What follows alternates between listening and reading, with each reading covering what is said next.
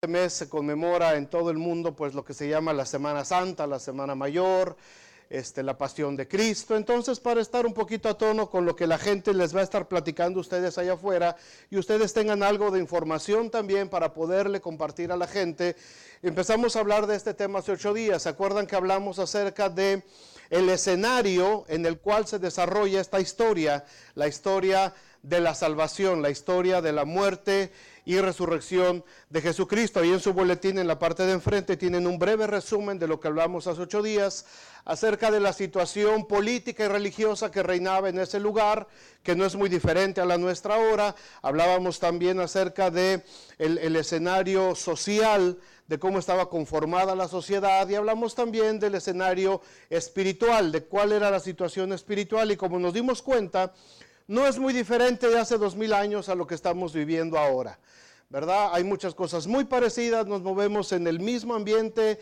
El ser humano es ser humano desde Adán hasta nuestros días, ¿verdad? Cambia la ropita, cambia el peinadito, cambian las cosas, pero el ser humano sigue siendo ser humano y seguimos teniendo los mismos errores y seguimos haciendo a veces las mismas tonterías. Así es que era más o menos lo mismo y nos encontramos en este camino al Calvario, y hoy vamos a hablar acerca de los protagonistas, de algunos de los protagonistas de esta historia de salvación para nosotros. Desde luego que el primer protagonista, el número uno, la figura principal en todo este tema, es el Señor Jesucristo. Jesús es la figura central de lo que estamos hablando, sobre Él es que gira todo esto que estamos hablando, pero alrededor de Jesús hubo mucha gente que participó y que tuvo algo que ver para que la historia se pudiera dar y que pudiéramos llegar a este tiempo en nuestros días. Así es que vamos a ver algunos de estos protagonistas que fueron parte esencial de la vida de Jesús para que se llevara a cabo el programa de salvación para la humanidad. En primer lugar, vamos a hablar acerca de los padres terrenales de Jesús, ¿verdad? La historia de la salvación, la historia de Jesús no podría llevarse a cabo si no tenemos primero unos padres para que den a luz a Jesús. Sabemos que Jesús es engendrado y es concebido de manera sobrenatural, ¿verdad? En una mujer llamada María, y esta mujer María se casa con un hombre que se llama José. Vamos a ver un poquito la historia en el capítulo 1 de Mateo, el Evangelio de Mateo, que muchos ya lo acabaron de leer, ¿verdad?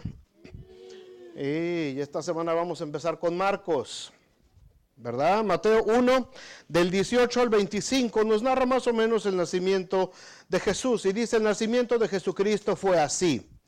Estando desposada María, su madre, con José, antes que se juntasen, se halló que había concebido del Espíritu Santo. José, su marido, como era justo y no quiso infamarla, quiso dejarla secretamente. Y pensando él en esto, he aquí un ángel del Señor le apareció en sueños y le dijo: José, hijo de David, no temas recibir a María tu mujer, porque lo que en ella es engendrado del Espíritu Santo es. Y dará a luz un hijo y llamará su nombre Jesús, porque él salvará a su pueblo de sus pecados. Esto aconteció para que se cumpliese lo dicho por el Señor por medio del profeta, cuando dijo: he aquí una virgen concebirá y dará a luz un hijo, y llamará su nombre Manuel, que traducido es Dios con nosotros. Y despertando José del sueño, hizo como el ángel del Señor le había mandado y recibió a su mujer. Pero no le conoció, es decir, no estuvo físicamente con ella, hasta que dio a luz a su hijo primogénito y le puso por nombre Jesús. Un matrimonio conforme al corazón de Dios. Para que la historia de la salvación pueda empezar a realizarse, se pueda llevar a cabo, necesitamos un matrimonio conforme al corazón de Dios. Una mujer, ¿verdad?, era virgen, no había conocido varón, no había sido casada nunca, y de pronto el ángel se le aparece a María y le indica que ella va a ser utilizada por el Espíritu Santo para que pueda engendrar al Hijo de Dios. Y ella dice: pues está bien, si Dios lo quiere así, que se haga como el Señor quiera. Y entonces se encuentra con un problema de carácter moral, porque dice: bueno, estoy a punto de casarme, y ahora ¿cómo le digo yo a mi marido que estoy embarazada? Mi marido, mi novio va a decir: oye, ¿Cómo que estás embarazada? Pues, ¿qué pasó aquí? El hombre era varón justo. Ay. ¿Yo? Ahí está. Dice que era un varón justo, es decir, era un hombre temeroso de Dios. Y no quiso que se hablara mal de su esposa. ¿Se dan cuenta cómo empieza la historia del camino al Calvario? Un hombre que respeta a su esposa.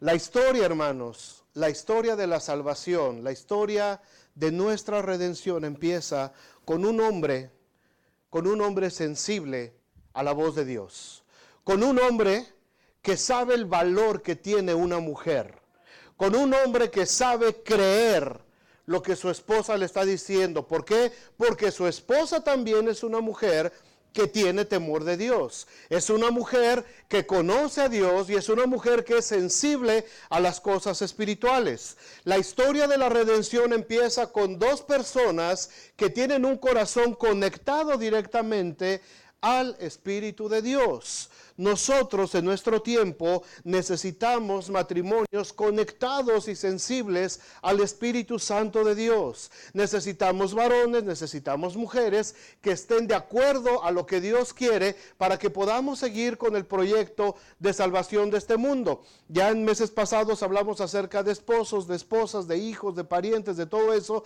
pero esta historia empieza con una pareja, con un matrimonio conforme al corazón de Dios. Eran condiciones para José muy difíciles, para María también. Si se descubría que María había quedado embarazada fuera del matrimonio y que José había consentido y que él no se había dado cuenta, o que si se había dado cuenta no lo había denunciado, los dos estaban en peligro de muerte. Fíjate hasta qué punto arriesgaron José y María sus propias vidas por defender el proyecto de salvación que nos iba a alcanzar a nosotros más de 2000 años después. Ellos estaban en peligro de perder sus propias vidas. ¿Cuántas veces nosotros nos hemos encontrado en una situación de estar a punto de perder nuestras vidas por causa del Evangelio? La verdad es que nunca, ¿verdad? Cuando le quieres mentir a tu esposa o a tu esposo, pues le das una mentirilla blanca, ¿verdad? Pues al fin que ni se va a enterar el mono este. María no podía hacer eso, porque María sabía que el destino de la humanidad, el plan de Dios para la humanidad dependía de su sinceridad y su honestidad con Dios. Ella no le ocultó a José. Para María hubiera sido muy fácil decir, José, ¿qué te parece si nos casamos ya rápido, mano? Porque pues ya sabes, ¿no? Luego los chamacos llegan prematuros y pues nos casamos, ¿no? Y a lo mejor José ha dicho, pues sale, nos casamos y pues ya. Pero María fue honesta con José. José fue honesto con María. Y eso tuvo una retribución, porque vino el ángel de Dios y les habló y les dio instrucciones específicas. Entonces, los primeros protagonistas de nuestra historia es un matrimonio conforme al corazón de Dios. En segundo lugar, nuestro segundo protagonista en esta historia es un hombre llamado Juan el Bautista, el mensajero que abrió el camino por el que Jesús había de transitar. Un hombre a quien no le importó que lo criticaran, que lo persiguieran e incluso que lo encarcelaran y que le cortaran la cabeza. Él tenía que preparar un camino muy especial.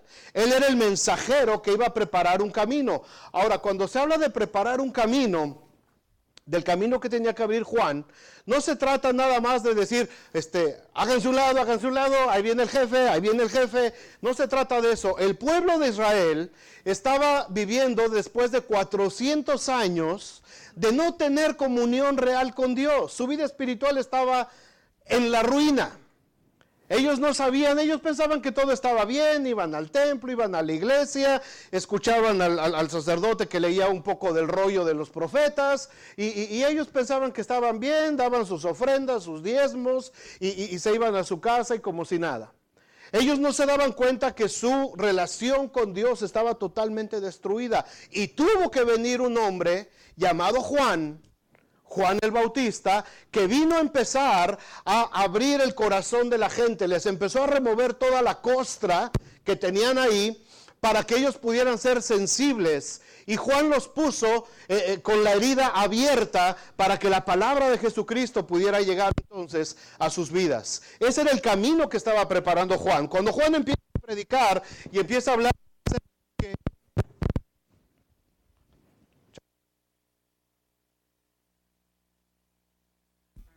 que ahí está.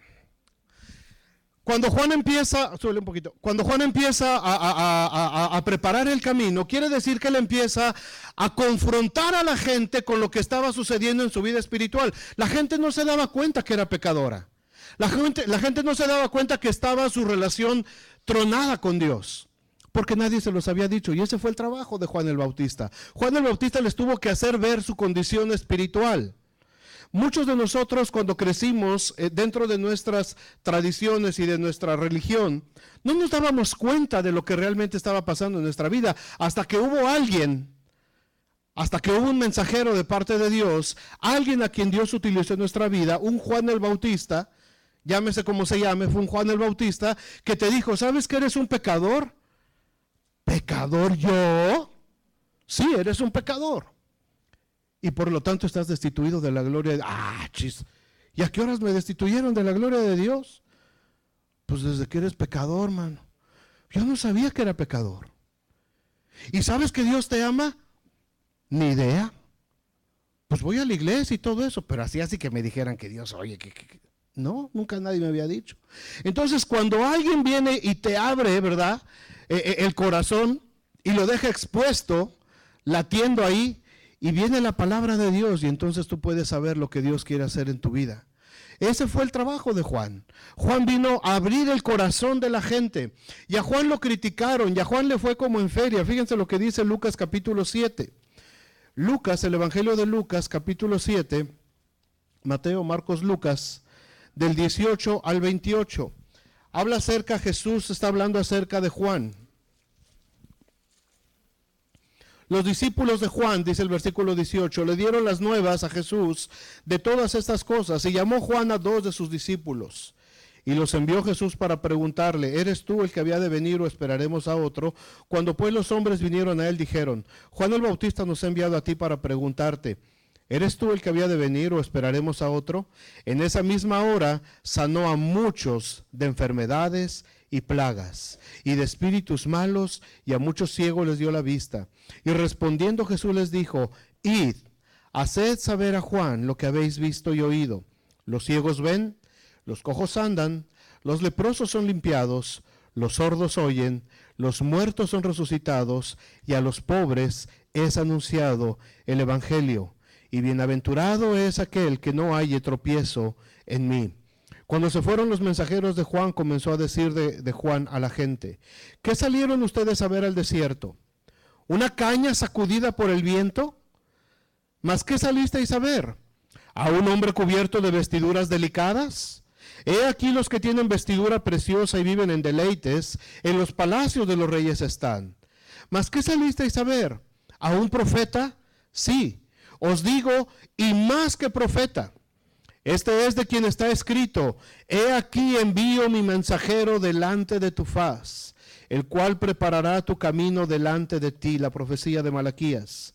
Os digo que entre los nacidos de mujeres no hay profeta, no hay mayor profeta que Juan el Bautista, pero el más pequeño en el reino de Dios es mayor que él. De los nacidos de mujer, dice Jesús, de todos los nacidos de mujer, dice, no hay más grande profeta que Juan el Bautista. Fíjate de qué manera tan bonita se expresa Jesús de Juan. Juan vino y empezó a preparar el camino. Cuando Jesús empieza a predicar, la gente ya estaba sensible porque ya habían escuchado la predicación de Juan. Muchos habían sido bautizados en el río Jordán por Juan el Bautista. Muchos habían sido regañados por Juan el Bautista. Juan el Bautista había regañado a los fariseos, a los saduceos, a los escribas. Ya les había puesto una revolquiza. Al mismo gobernador, a Herodes, ya lo había regañado Juan el Bautista. Le dijo: no te es lícito tener la mujer de tu hermano. Porque Herodes andaba con la cuñada, con Herodías. la esposa de Felipe. Y Herodías se enojaba. Decía, pues estas son broncas nuestras. Pero Juan venía y le decía, no es legal lo que estás haciendo. Y se lo echaba en cara. Y Herodes se enojaba y la mujer también se enojaba. ¿Por qué? Porque cuando te dicen que estás haciendo algo mal, ¿qué pasa? Ay, ¿qué te importa? ¿Es mi vida, no? ¿Es mi vieja? Yo se la presto a quien quiero. Pero está mal. No es lícito lo que estás haciendo, no es permitido. ¿Y qué? Juan, porque ese fue el trabajo de Juan. Abrió el corazón de todos, los confrontó, les bajó la cortina y les dijo, miren, estos son ustedes, bola de pecadores. Generación de víboras, le dijo a los fariseos. Lindo, ¿verdad? Delicado Juan. Por eso dice Jesús, ¿qué salieron a ver? A un hombre bien vestidito, con su trajecito Armani acá, predicando. O sea, ¿no salieron ustedes a ver eso? Porque Juan, dice la Biblia, que Juan iba caminando vestido con pieles de camello. O sea, una pielecita pues, bien curtidita de León, Guanajuato. O sea, pero una piel de camello, mano. ¿A qué olía eso? Pues a camello. Les iba a decir un chiste, pero mejor no. Me va a regañar mi mamá. Juan estaba vestido con vestiduras de piel de camello. Era lo más incómodo que podía haber. La piel de camello no es lo mejor para vestir. Es lo más incómodo que puede haber. Y dice que no comía otra cosa más que miel silvestre que encontraba de los panales y chapulines. Yo creo que era de Oaxaca, paisano. ¿Dónde estás? Allá. Son ricos, ¿no? Con limoncito, chilito, bien asaditos. ¿No han comido chapulines? Ah, por favor. Ahora resulta que puro caviar. Ah. ¿Esos chapulines? Ay, qué oso, ¿qué es eso? Los chapulines. Y era lo que comía Juan. De esos chapulinzotes que se llaman langostas, era lo que comía él. Entonces la gente lo veía así como diciendo, este cuate, ¿qué onda? O sea, el aspecto de Juan no era un aspecto agradable. El aspecto de Juan el Bautista no era alguien así muy carismático al que las multitudes lo seguían porque todas las mujeres salían detrás de Juan el Bautista, ¿verdad? Juan. No, al contrario, Juan, barbón, todo desaliñado. Y por eso dice Jesús, ¿qué cosas salieron a ver ustedes al desierto? Cuando Juan empezó a predicar, ¿qué salieron a ver? ¿Una caña sacudida por el viento? ¿Dice eso lo que fueron a ver? ¿O vieron a un hombre vestido delicadamente que hablaba muy bonito? No, ustedes salieron a confrontarse. Cuando ustedes salieron a ver a Juan, lo que ustedes vieron fue su pecado. Cuando ustedes vieron a Juan y escucharon a Juan, lo que ustedes vieron fue su condición espiritual destruida, su condición espiritual abandonada de Dios, su condición humana miserable en la cual estaban viviendo. Eso es lo que fueron a ver cuando salieron a ver a Juan el Bautista, porque Juan empezó a anunciar y Juan los expuso completamente a todos. Juan les expuso su pecado, Juan les abrió los ojos para que vieran en el pecado en el que estaban, para que empezaran a desear la salvación de Dios. Ok, Juan, estamos mal, reconocemos, hemos pecado, ¿y ahora qué hacemos? Aquí viene uno detrás de mí, dice Juan. Atrás de mí viene otro. Yo nomás les estoy avisando, yo nomás les estoy diciendo cuál es su condición, yo nada más les estoy diciendo qué es lo que está pasando en sus vidas, pero atrás de mí viene otro, del cual yo no soy digno, dice, ni siquiera de desatar las correas de sus zapatos. Él os bautizará en Espíritu Santo y fuego. Y el fuego consumidor que cantábamos hace rato, ese fuego es el que quema el pecado, es el fuego que destruye todo lo que hay adentro de nosotros que no sirve para la gloria de Dios. Eso es lo que salió la gente a ver. Y Jesús le da reconocimiento a Juan. Juan estaba en la cárcel. Juan estaba prisionero porque fue tanto lo que él le habló a Herodes y a Herodías de lo que estaban haciendo mal, de su pecado, al gobernador. Este cuate no se andaba con cositas. Él no andaba nada más ahí con la gente de abajo, él se fue directo a la cabeza. Dice, necesitamos señalar el pecado desde arriba, y se fue desde el gobernador. Y la consecuencia es que Juan estaba en la cárcel. Y estando en la cárcel empezó a escuchar lo que sus discípulos le decían. Oye, pues allá anda alguien, mano, que dice que se llama Jesús. Y pues anda haciendo varias cosas interesantes. Imagínense a Juan detrás de la cárcel, amarrado con cadenas. Él nunca vio a Jesús después del bautismo, después de que lo bautizó. Y dice, vayan y pregúntenle, ¿no? Señor, ¿eres tú el que habíamos de esperar o viene otro? Pregúntenle, vayan por favor. Y Juan ahí encadenado. En lo que fueron estos dos hombres a buscar a Jesús y en lo que regresaron, ¿cuál te imaginas que era la sensación de Juan ahí en la cárcel? ¿Qué estaba sintiendo Juan? Les dijo, en cuanto lleguen allá, mándenme un text. No había. Unas fotitos, mano, al Face, tampoco. Tenía que esperar. Y ahí estuvo esperando, y dice que estos hombres fueron y llegaron con Jesús. Jesús, venimos de parte de Juan el Bautista. Y nos manda a decir que si tú eres el que había de venir o hay que esperar a otro. Inmediatamente Jesús no les da una respuesta. Dice que Jesús se puso a trabajar. Y en ese momento dice que empezó a abrir los ojos a los ciegos, empezó a sanar gente, empezó a predicar, empezó a hacer un montón de cosas. Y los dos discípulos de Juan, viendo todo lo que estaba sucediendo. Y después de que acabó Jesús, de toda esa jornada, que a lo mejor fueron días de todo lo que hizo Jesús, les dice a los dos discípulos, vayan ahora y cuéntenle a Juan todo lo que están viendo. Todo lo que Juan anheló ver, todo lo que Juan quería ver, ustedes lo acaban de ver. Vayan y díganle a Juan. Los ciegos están viendo, los sordos están oyendo, los mudos están hablando, los muertos están resucitando y a los pobres les está siendo predicado el evangelio. Y van corriendo a ellos. Imagínate el gozo de que ha de haber tenido Juan ahí en la cárcel cuando escuchó todo eso. A los pocos días lo mataron, le cortaron la cabeza a Juan. Y Jesús dice, de todos los nacidos de mujer, no hay otro profeta más grande que Juan el Bautista. Juan tenía que morir. Juan tenía que desaparecer de la escena. El protagonismo de Juan había cumplido su objetivo y tenía que desaparecer de la escena, porque el único que iba a permanecer ahí era Cristo para seguir haciendo la obra que tenía que hacer.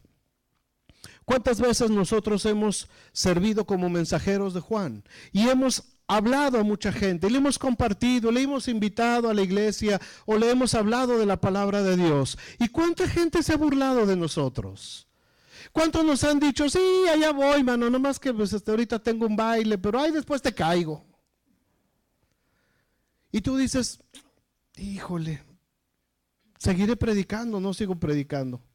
Dices, pues lo voy a seguir. Y de mucha de esa gente a la que tú le has hablado, años después te enteras que resulta que ahora es un predicador, que resulta que ahora están al frente de una congregación o que son misioneros en otro lugar. Gente de la que tú dijiste, ya ni para qué le invierto, mano, ya le di mucho. Y ya terminas tu trabajo, ahí te vas. Pero la semilla del evangelio sigue creciendo. Así será mi palabra que sale de mi boca, dice Isaías.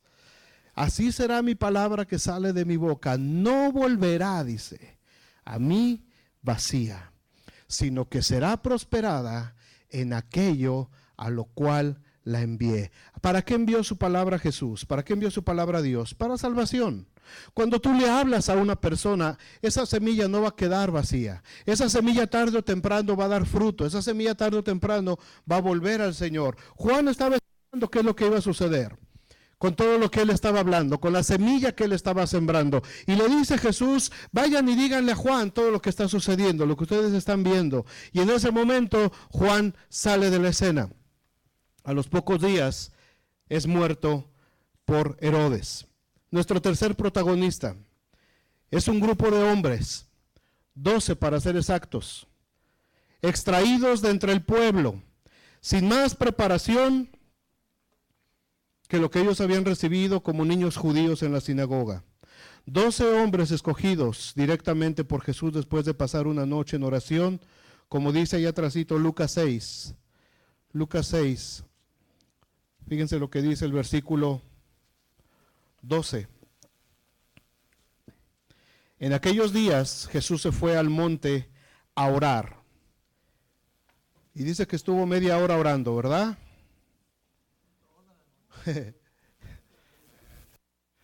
Tú empiezas a orar, mano, van 2 minutos y sientes que ya fue velada de oración, ¿verdad? Dice que Jesús pasó toda la noche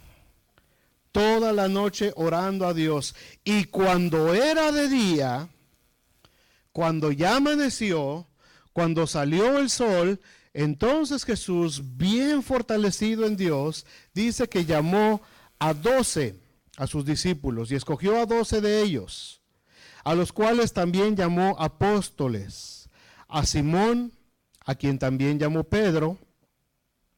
Te vamos a decir Pedro, Simón, ¿cómo ves? Me gustas para Pedro, man. A Simón, a quien también llamó Pedro, Andrés, su hermano, Jacobo y Juan, Felipe y Bartolomé, Mateo, Tomás, Jacobo, hijo de Alfeo, Simón, otro Simón, llamado Celote, no, mejor te digo Pedro, Judas, hermano de Jacobo, y Judas Iscariote, que llegó a ser el traidor. 12 hombres que van a ser preparados intensamente por 3 años. 12 hombres que van a estar expuestos directamente al poder de Dios por 3 años intensivos. 12 hombres que no iban a tener mucho protagonismo mientras Jesús siguiera caminando en la tierra, pero después de que Jesús fue levantado al cielo, estos hombres entran en acción en la historia de la salvación. Estos 12 hombres eran gente común y corriente. Había pescadores, había artesanos, había un tranza que era Mateo, un publicano, un cobrador de impuestos, había uno incrédulo que era el Tomás, ¿verdad? Todo le preguntaban, todo, ¿y qué? No lo creo. Ahí estaba Tomás también. Había enojones. El Pedro tenía un buen carácter, Pedro era enojón. Había los hijos del trueno, ¿verdad? Jacobo y Juan, que eran los Boanerges, les llamaban porque tenían su carácter. Y se acuerdan que su mamá también era medio especial, la mamá de estos dos. Había gente de todo tipo en este grupito de 12. Eran gente común y corriente, no tenían preparación especial, no tenían características especiales. Eran solamente 12 hombres escogidos por Jesucristo. Pero esos 12 hombres entraron al taller del alfarero. Y cuando entraron al taller del alfarero, de acuerdo a la visión de Jeremías, del profeta Jeremías, dice que estaba el profeta Jeremías, Dios le dijo, ve a la casa del alfarero y yo te voy a mostrar lo que voy a hacer con mi pueblo. Y el profeta Jeremías fue a la casa del alfarero y llegó y empezó a ver, y dijo, ¿qué onda, alfarero? ¿Cómo estás? Bien, Jeremías, ¿qué dices? No, pues aquí me mandaron a checarte, mano. Está bien, chécame. ¿Qué estás haciendo, alfarero? Pues aquí una vasijita, mano. ¿Y de qué va a ser? Para el pozole. Oh, está bueno. ¿Cómo lo haces? A ver. Barrito, tantita agüita, aquí hay agüita. Tantita agüita al barrito. Yo soy el barro.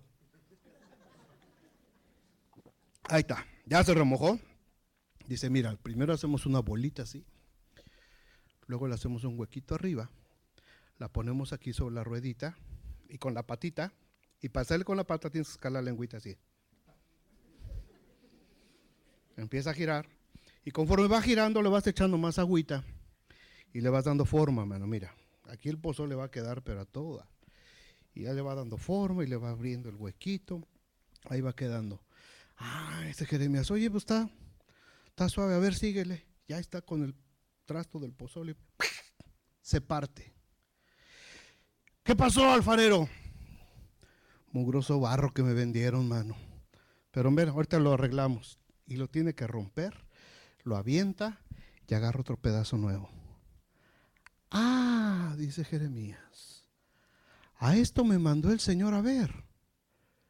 Así dice el Señor, así como el alfarero hace con el barro, así voy a hacer con ustedes, pueblo de Israel. Jesús toma a estos 12 hombres y los agarra como aquel alfarero. Era barro malo, mano. Era barro rebelde. Era barro enojón. Era barro traidor. Era barro celoso. Era barro tranza. Era barro gacho. Y Jesús lo agarra y le echa agüita y empieza a formar vasos de honra. Empieza a formar vasos de honra. Y los empieza a confrontar al uno con el otro y empiezan a sufrir uno junto al otro y empiezan a oír lo que Jesús dice y les dice, oyeron lo que le dije a la gente, ustedes lo tienen que hacer también. Y de pronto empezaban, Señor, ¿qué fue lo que les quisiste decir cuando les dijiste eso? Y tomando a sus 12 discípulos les enseñaba aparte diciendo, lo que yo le dije a la gente y quiero que ustedes entiendan es esto y esto y esto. Y por 3 años el carácter de ellos fue siendo moldeado, transformado, hecho a la imagen y semejanza del propósito que Dios tenía para las vidas de ellos, para que ellos pudieran continuar con la labor que Dios estaba haciendo con ellos. Nosotros estamos en ese proceso. Dios está tomándonos a nosotros, Dios está moldeándonos, Dios está quitando cosas que no sirven en nuestra vida, nos está haciendo para diferentes usos. En tu casa tienes trastes de todo tipo.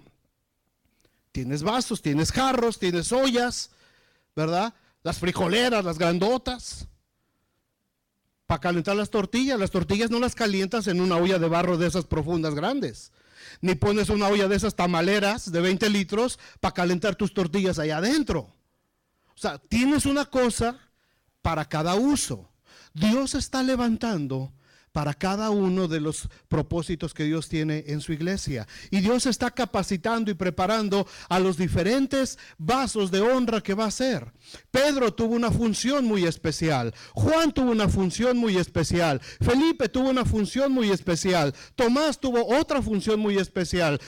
El mismo Judas Iscariote tuvo una función muy especial dentro del grupo de 12 hombres. Él tenía que ser el que tenía que darle el puntillazo para que se desatara el tiempo de la muerte de Jesús. 12 hombres que siguen trabajando. Estaban en las manos del alfarero. ¿Cuántos de aquí estamos en las manos del alfarero? Y todavía nos falta, ¿verdad? Varias veces el Señor nos ha tenido que agarrar otra vez y otra vez nos vuelve a rehacer, nos vuelve a hacer bola. Yo en ese paso estoy, ¿verdad? Te hace bolita y ya después te empieza a dar forma. Yo estoy esperando a ver cuándo va a dar forma, a ver cuándo me pasa al siguiente paso. Se lo he pedido muchas veces, pero las veces que le digo me dice, bástate mi gracia. Está bien. Sigo esperando. Nuestro cuarto protagonista es lo que se puede llamar la trilogía de la maldad. En este camino al Calvario hay 3 personajes que pueden ser la trilogía de la maldad.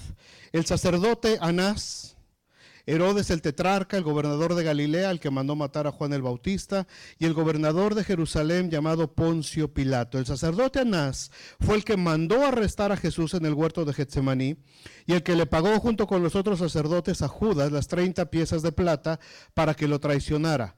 Juan capítulo 18, vamos a ver porque ya me piqué. Juan capítulo 18, versículos 19 al 24, dice: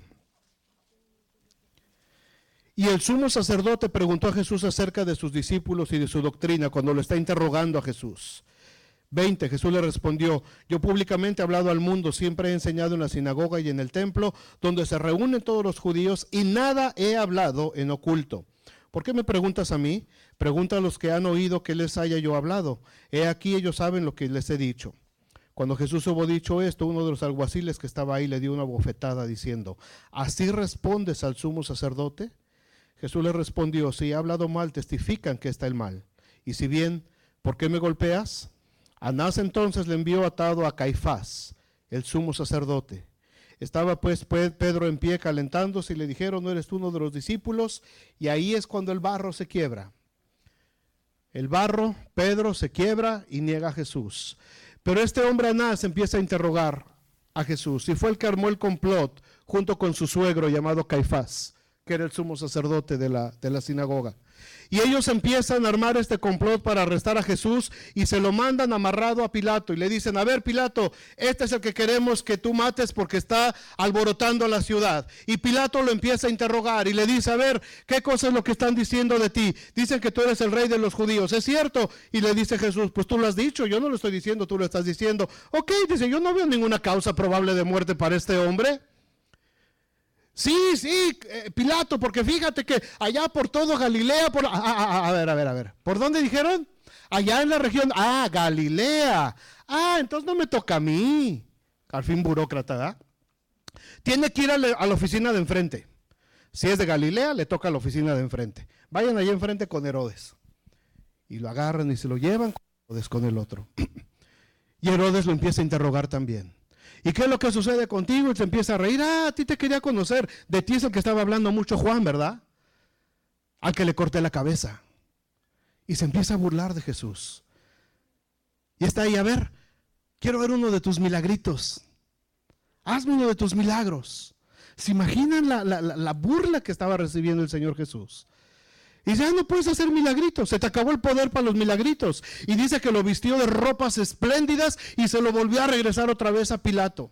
Y entre Pilato, Anás y Herodes, estos tres personajes estuvieron llevando y trayendo a Jesús hasta que Pilato por fin le dice a la multitud, bueno, este hombre no tiene nada que ver, este hombre no es culpable, nada más está alborotando, pero no es peligroso. Así es que como ya viene la fiesta, lo que voy a hacer es que al Barrabás, al homicida aquel, se los voy lo vamos a echar a la cárcel y les voy a soltar a Jesús. No, dijeron los sacerdotes y los judíos. Danos a Barrabás. Libera a Barrabás y mata a Jesús. Quítanoslos de enfrente, porque ya nos exhibió mucho, ya nos puso en vergüenza, ya dijo todo lo que estamos haciendo mal y se nos está acabando aquí el negocito y el teatrito. Así es que queremos que crucifiques a Jesús. Y entre Herodes, entre Caifás, entre Herodes, entre Poncio Pilato y el sacerdote Anás, entre esos tres protagonistas, se hace el juicio para llevar a la cruz a Jesús. Otro protagonista más, porque no podemos dejar de lado a las mujeres. Las mujeres entran en acción en la resurrección. Un par de mujeres, de acuerdo al relato de Mateo 28, que tuvieron que enfrentar 4 hechos sobrenaturales en una mañana de domingo. Primero tuvieron que enfrentar un terremoto, iban rumbo al sepulcro en la mañana.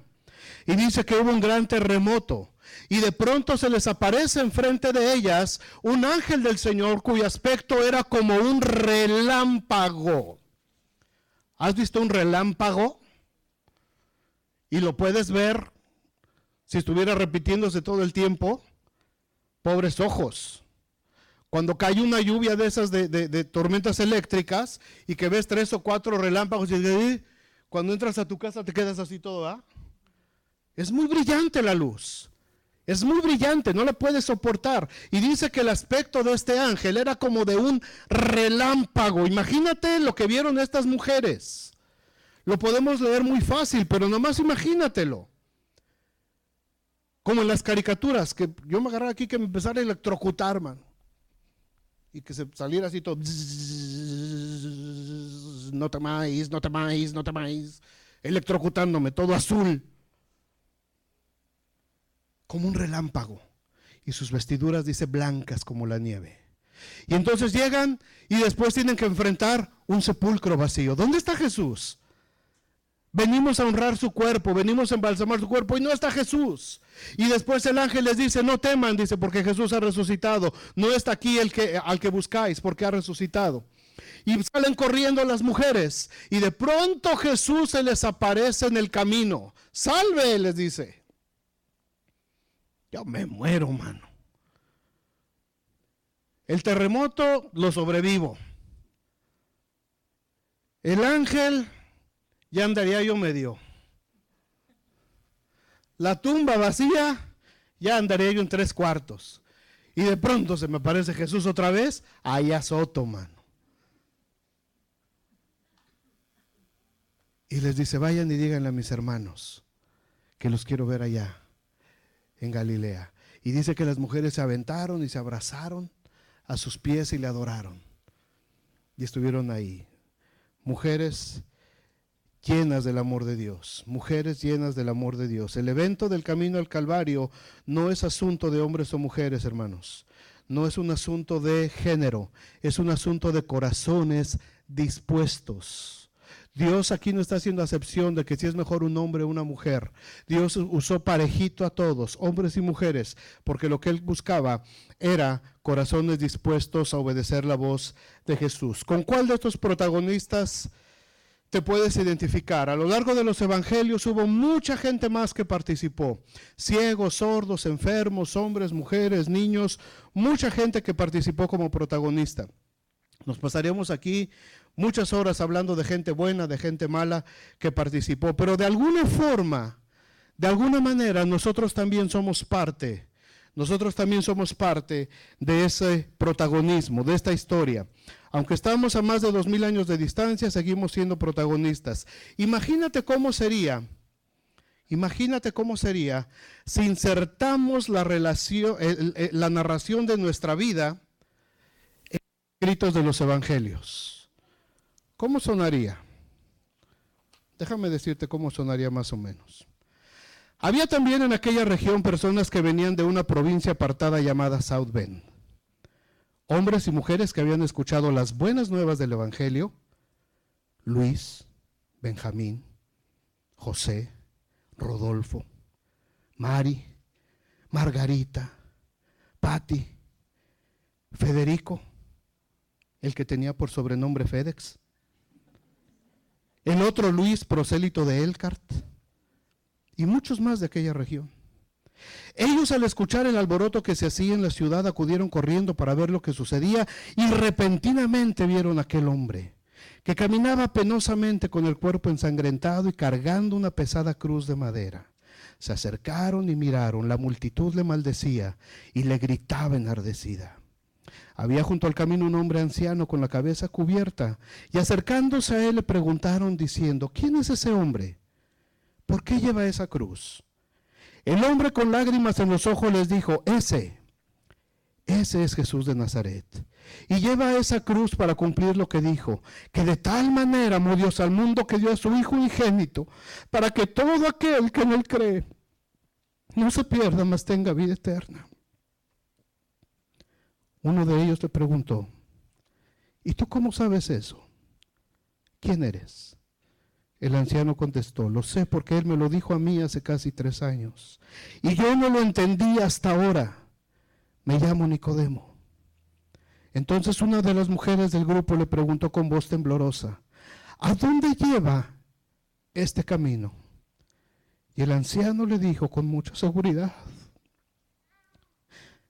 este camino lo lleva a él al Calvario, pero a ustedes y a mí nos lleva a la vida eterna. Nuestra historia, hermanos, está exactamente metida en los relatos del Evangelio, porque nuestra vida no es diferente a la de todos estos hombres y mujeres. Nosotros también participamos de ese camino, y nosotros también hemos participado de las bendiciones de tener a Jesucristo en nuestro corazón, pero nosotros mismos nos tuvimos que hacer a un lado para dejar que Jesús pasara y pudiera culminar ese viaje que él había empezado. Solamente por amor, solamente por amor y por cumplir lo que el Padre le había encomendado, solamente para que nosotros pudiéramos estar aquí sentados cómodamente con esta Biblia, leyendo la historia de amor más grande del mundo, solamente para eso. Mucha gente no lo entendió en ese momento. Pero mucha gente después de lo que pasó empezó a entender y empezó a razonar lo que estaba sucediendo. Y mucha gente cuando le vio clavado en la cruz pudieron reconocer lo que estaba escrito de él en las profecías. Y el mismo centurión que le perforó la espada dijo, verdaderamente este era el Hijo de Dios. Pero ahora nosotros podemos decir, verdaderamente este es, no era, es el Hijo de Dios, porque Él resucitó, porque Él nos llevó a la vida eterna, porque Él abrió el camino de salvación para que nosotros pudiéramos vivir ahora.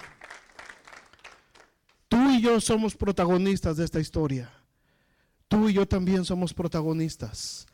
¿Qué papel estás jugando como protagonista en la historia de la salvación? ¿Qué es lo que estás haciendo? Dios está llamando gente. Dios ha llamado a todos los que estamos aquí. Dios nos ha puesto una responsabilidad. Dios quiere que nos preparemos. Dios quiere que nos entrenemos, que nos capacitemos. Dios va a hacer cosas hermosas en medio de nuestra comunidad todavía. Y Dios necesita más protagonistas. Más barro. Dispuesto a dejarse moldear. Dispuesto a trabajar. Dispuesto a dejarse usar por la mano de Dios. Yo creo que todos nosotros tenemos, como decía Federico hace rato, mucho que agradecerle al Señor. Tenemos mucho que agradecerle, recordar de dónde nos sacó el Señor, recordar cuál era la situación en la que estábamos, qué era lo que estábamos viviendo. Tenemos mucho por qué agradecerle al Señor, y la mejor manera de agradecerle al Señor es traer a otros a que conozcan también de esa bendición de la salvación, entregarles a ellos también en bandeja de plata, como nos los pusieron a nosotros, la oportunidad de ser llamados hijos de Dios. Vamos a orar. Vente, Benji. Vamos a orar. Yo quiero que demos gracias a Dios.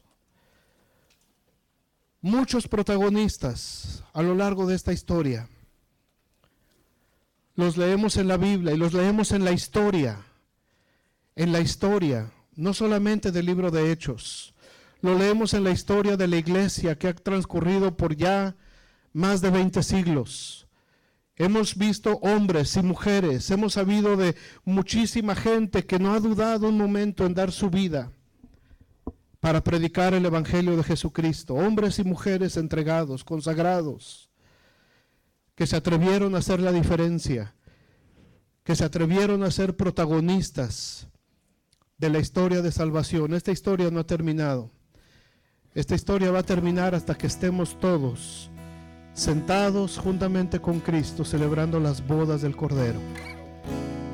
Una vez que estemos todos reunidos, una vez que estemos todos en la presencia de Dios, una vez que, como dice Apocalipsis, el cielo y la tierra hayan pasado, hasta ahí va a terminar la historia del Calvario.